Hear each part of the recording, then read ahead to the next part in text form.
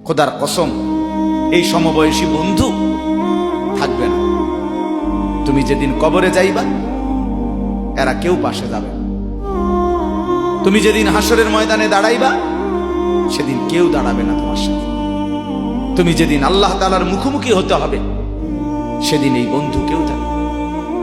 ফাইদা নুফিখা ফিস সূর ফালা আনসাবা বাইনাহুম ইয়াওমাইদিন ওয়ালা ইয়াতাসাআলুন।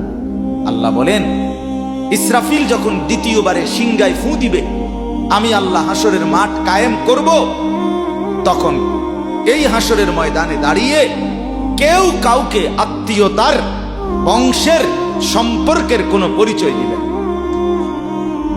কোনো মা বলবে না এটা আমার সন্তান, কোনো সন্তান বলবে না এটা আমার মা, কোনো ভাই বলবে না এ আমার বোন, বোন ডাকবে না এ আমার ভাই।